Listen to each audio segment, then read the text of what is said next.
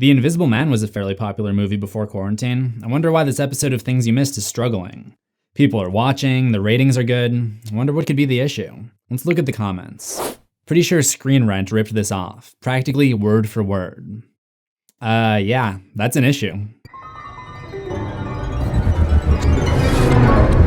On February 27th, 2020, I uploaded a new episode of my long-running web series, Things You Missed, a show where I analyze the often overlooked details of your favorite horror movies. When my video started to get popular in 2017, I noticed a lot of imitators, which is understandable. Chasing trends is pretty common in this era of YouTube, and it makes sense that other YouTubers might have their own interpretations of horror films. And I wouldn't really be bothered if another creator came to a similar conclusion about what a director intended with his or her movie from time to time. It only makes sense. So I usually ignore these knockoff videos when I see them. Then I saw this comment. Practically word for word, that got my attention. On March 6th, over a week after I published my video, Screen Rant, a massive company with over 7 million subscribers compared to my 350,000 at the time, puts out 25 things you missed in The Invisible Man. Usually when I see these knockoff videos, they at least change the title up a little bit, like they'll say small details you missed or things you didn't notice, but Screen Rant decided to straight up steal my title. Not the end of the world. Let's compare to the actual videos. Here's a clip from my video. Adrian's full name, by the way, is Adrian Griffin, which is a slight nod to Jack Griffin, the scientist who learned how to make himself invisible and became the original Invisible Man. And here's the Screen Rant video. But this isn't the first time we've seen a disappearing man with the last name Griffin. Way back in the 1933 version of The Invisible Man, we saw the character Jack Griffin played by Claude Rains. Okay, we can give them the benefit of the doubt here. I mean, we're both basically citing publicly available knowledge. Cecilia's name, on the other hand, is a feminine version of the name Cecil, which is derived from the Latin word meaning blind, seeing as how she can't see Adrian. The name Cecilia is actually a feminine form of the name Cecile, which comes from the Roman name Caecilius. This name is based on the Latin word caucus, which translates to blind. Obviously, the fact that Moss's character's name means blind is meaningful here, since she's haunted by an enemy who's invisible to her. I don't even think it's that crazy to bring this up, because I think it is Leigh Whannell's intention to put meaning behind the character names. I mean, I'm not the only one who's allowed to notice it, but using the exact same image I used and breaking down the word's history exactly as I did is kind of suspicious, and it is almost word for word. It's like the classic school report where you just have to change the wording so that it doesn't look like it's copy and pasted from Wikipedia, but it's a huge company in a 4-story building ripping off an independent YouTuber during a global recession. When Cecilia is escaping, we see her Cal Poly architecture sweater, and later she interviews for a job at an architectural firm. The characters have fitting career choices for their roles in the story. Architecture represents privacy. It's the idea of putting up walls and shielding yourself from the gaze of the outside world. And optics technology represents the invasion of privacy. People like Adrian are suppliers for paparazzi. And in our world today, technology companies are seen as leeches for data and are often criticized for their misleading privacy policies. When she's trying to escape, we see that she's wearing a top with the logo of Cal Poly Architecture. This College of Architecture and Environmental Design is a real place, and apparently Cecilia was a student at some point, since we saw her during an interview for an architectural firm. Architects are quite literally responsible for putting up walls, which seems fitting since Cecilia spends most of the movie desperately trying to shield herself from Adrian. It also provides a contrast with his occupation as a scientist in the field of optics. While she's trying to keep people out, he's trying to find a way in. Okay, so not only have they just taken my personal interpretation and claimed it as their own, but they've laid it out in the exact same way, not even bothering to change most of my phrasing or my presentation style. Like, it's very clear that they just watched my video and somehow liked how I start with the visual of the sweater to segue into talking about their career choices, and they basically just said, you know what? That's ours now. After Cecilia escapes, she's staying at James's house, and I noticed him wearing a shirt that says Prestige Records 1949. The year may be a reference to the release day of The Invisible Man Appears, which was a Japanese adaptation of H.G. Wells' novel, The Invisible Man, which is what the original film was based on. James's home is a welcome refuge from Adrian, but pay attention to the shirt he's wearing. It says Prestige Records 1949. 1949 was the year the movie Tomei Ninjen Arawaru was released in Japan, a movie also known as Invisible Man Appears. It's an adaptation of the H.G. Wells book The Invisible Man. It's also a Japanese restaurant where Cecilia and Emily later have their reconciliation meeting, though that may be a coincidence. Hard to say for sure. Is this just a coincidence, or is it an Easter egg that requires a lot of Invisible Man knowledge to spot? Well, I'll tell you what's not a coincidence. You somehow coming out with a video that's nearly identical to my video in almost every way. How is it that you have a 17-man team, not including any of the resources from your parents, parent company who's hiring for 19 different types of positions, and the best you can do is a blatant plagiarization of a guy with a camera. Cecilia is sleeping in the same room as the daughter, Sydney, and her dream is to go to fashion school, so her room is filled with clothing of her own design. As you might expect, there's a mannequin in the room, and it's wearing this one hat. This is a big Easter egg because the mannequin is basically dressed up like the Invisible Man from the original movie. James's daughter Sydney dreams of going to fashion school, so understandably, her bedroom is filled with everything an aspiring fashion designer might need. This includes a pretty creepy mannequin wearing a big hat that's essentially dressed like the original version of the Invisible Man from the 1933 movie. You know, Jack Griffin, whose name was clearly the inspiration for Adrian Griffin. Wait, what was that? That transition looks unbelievably close to one of the transitions I created for my other series, Horror History. Not to mention that subscribe animation looking a little too familiar.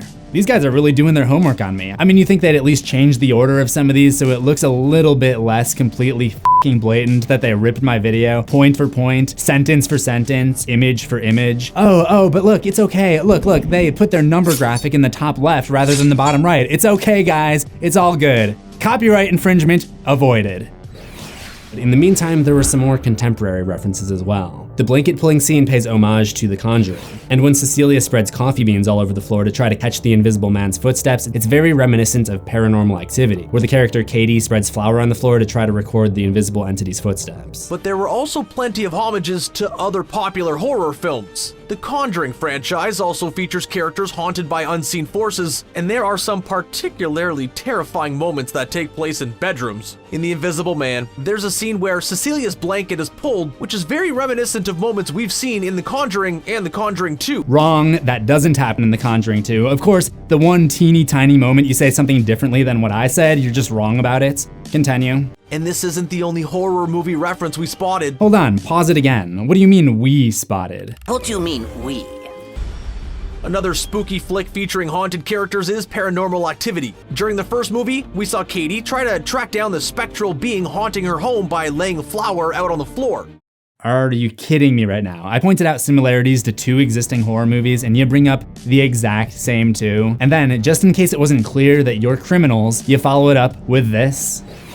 I think that the director of The Invisible Man, Leigh Whannell, put in these connections because he's friends with James Wan, who directed The Conjuring, and Oren Peli, who directed Paranormal Activity. In fact, Whannell's directorial debut was Insidious Chapter 3. Excellent movie, and that film was produced by Wan and Peli. The fact that director Leigh Whannell included nods to The Conjuring and Paranormal Activity definitely were not coincidences. It turns out that Whannell knows Oren Peli, the director of Paranormal Activity, as well as James Wan, who directed The Conjuring. Leigh Whannell's directorial debut was on the film Insidious Chapter 3. And do you want to guess the names of 2 of the producers on that movie? And this is where you really f***ed up, Screen Rant, because references to other Invisible Man movies could have been discovered by anyone who's seen the movies. But this proves beyond any reasonable doubt that there's no way you made your video without watching my video. Because there are plenty of movies where people or objects get rocked by an invisible entity, so much so that I even made up a term for it on my channel. We call it air yeeting.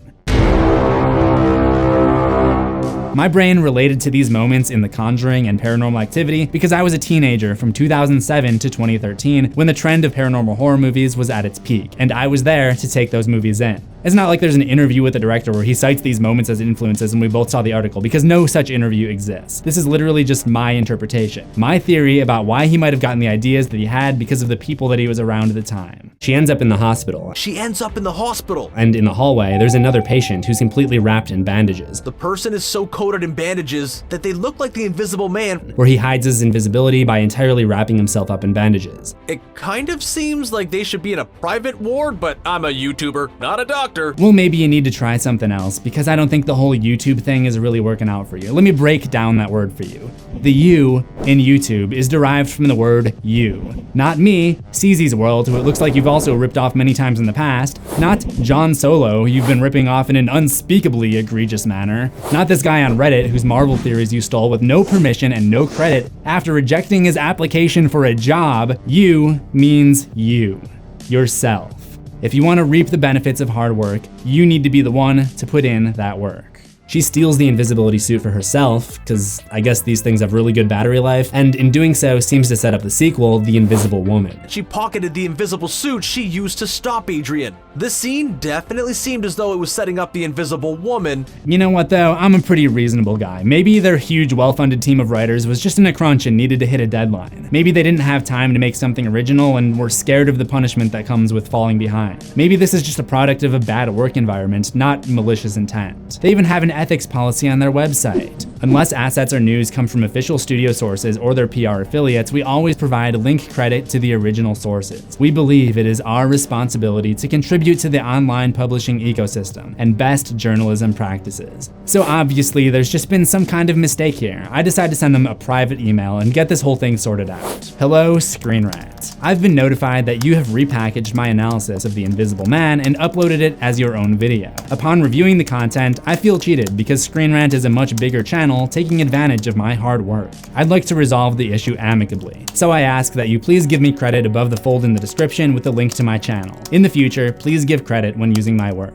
Apparently, this freaked them out a little bit, and with plagiarism like this, it's not hard to imagine why. Lee Winnell is from Australia, so I don't know how familiar he would be with the Long Island emo scene, but one thing he's probably familiar with is aquatic life because Australia is regarded as one of the world's top scuba destinations. I noticed later in the movie that Sydney has a jellyfish shirt, and that got me thinking again about Cecilia calling Adrian's brother a jellyfish. Now, in Australia, there's a creature known as the irukandji jellyfish, and they're considered dangerous because they're venomous and they can make themselves invisible, or at least very close to invisible. Not only are jellyfish quite literally spineless, but they're also at least semi-transparent. This was an interesting hint to the fact that Tom would later end up wearing the suit. And let's not forget that director Lee Winnell is from Australia, where the jellyfish and most other animals can be incredibly dangerous. Well, I guess jellyfish aren't the only creatures that are spineless because after reading my little email, they sent it on to their parent company, an even bigger firm called Valnet. Gotta let mommy and daddy take care of the big bad YouTuber, I guess, but they couldn't even make this right because instead of just putting a little blurb in the description like I asked, they just flat out denied it. They claimed to take ethics seriously, but if they had watched even a minute of these two videos, they would know that their team of writers ripped me off. I know it.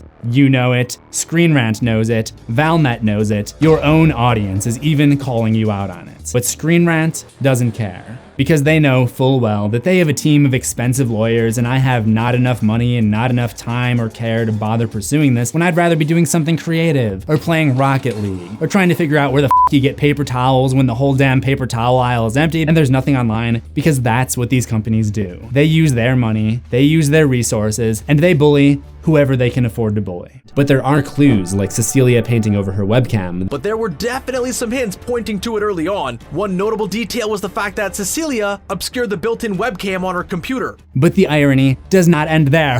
Oh no, because as I mentioned earlier, Screen Rant also has a website, where their favorite thing to do is report on the acts of plagiarism by other companies. This is f***ing hilarious. So if anyone wants to report on this, feel free. I'll grant you what I probably would have granted Screen Rant if they had asked. You have my permission to use this video. And one more note on those mechanical sounds that she hears. The Invisible Man doesn't really have a signature sound like some of the other classic Universal monsters. I mean, you can't have him growl like the Wolfman or hiss like Dracula, because that would be ridiculous. So it's cool how they found a sound that fits the sci-fi reimagining of the story and also is still really creepy. The Invisible Man is a classic horror villain, but he struggles to be as recognizable as some other antagonists. Unlike the moan of Frankenstein's monster or the howl of the Wolfman, this version of the Invisible Man is associated with a mechanical kind of sound. So, in a way, this Invisible Man does have a signature sound, and it ties into the technology that makes him so creepy. Why did you even steal that? That was just a side note that I said. I didn't even count that as one of my things you missed. You're just making a fool of yourself now, Screen Rant. But sadly, I don't think Screen Rant is the only company guilty of ripping off YouTubers. It's kind of a disturbing trend. Just this week, I saw a video by gaming documentarian Sludge, who had his most popular video ripped off a year later by the Score Esports. By the look of things, it was the same kind of deal. They just take the script, reword certain things, remove any semblance of personality, add something that makes you look like a dumbass, and publish it, acting like it's your creation. If it doesn't seem like a huge deal, just try to remember that for independent YouTube creators like me, John Solo, Slush, and many others, this is our job. This is our livelihood. I'm a baker selling cakes in a town of 400,000, and Screen Rant is taking my cakes, slapping on a different colored frosting, and selling them in my town and 17 others. Like I said, I think I'm being reasonable to ask that they say something along the lines of, CZsWorld made a video where he talks about how these scenes are similar to scenes directed by Oren Pelly and James Wan. If you want to see that, there's a link in the description. That's the other thing about these channels, like why do they always sound like they're constantly saying the same run-on sentence? Hey, and that goes for you people putting stuff from my videos on IMDb too. I saw one the other day where I accidentally said the words hydrochloric acid in my video when it should have been hydrofluoric acid, and someone just kind of transcribed all my points into trivia bits on IMDb and they wrote hydrochloric. Like they didn't even bother to check if it was correct. Anyway, I'll put the contact email and Twitter information for Screen Rant if anyone wants to let them know how you feel about this. I think I said it best in my video about The Invisible Man when I compared the character Adrian's practices to the lyrics sung by Long Island emo band Brand New. Everyone's caught on to everything you do. I'll see you in the next one, assuming we both survive.